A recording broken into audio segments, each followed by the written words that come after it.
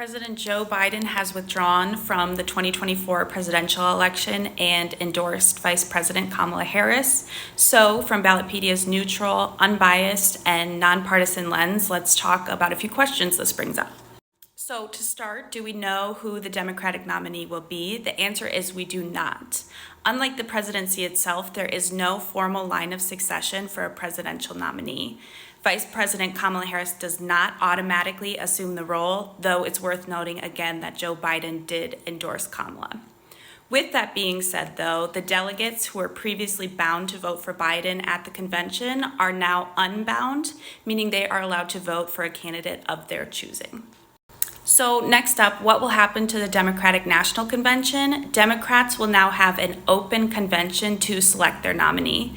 Delegates will participate in rounds of voting until a candidate receives a majority of convention delegate votes.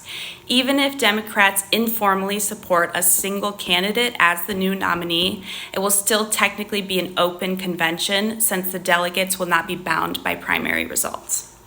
Next up, what happens to the funds Joe Biden has raised now that he has withdrawn?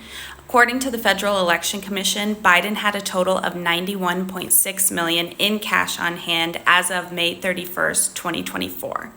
Now that Biden has withdrawn, the only prospective replacement candidate who would have direct access to those funds without the need to transfer them would be Vice President Kamala Harris, as she is currently listed as one of the committee's candidates.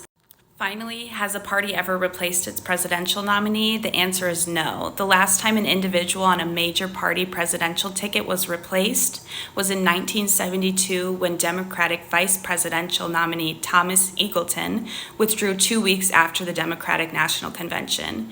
Democratic presidential candidate George McGovern selected a new running mate who was then certified at a meeting of the Democratic National Committee.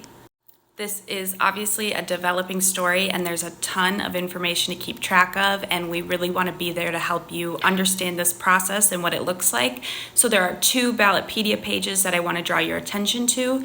The first is this one. This documents the withdrawal of Joe Biden from the presidential election. This is the second page that answers a lot of hypothetical questions you might have now that Joe Biden has dropped out. A lot of logistical questions can be answered on this page. And also, please feel free to reach out if you have any questions. We are always here to help you. Thanks.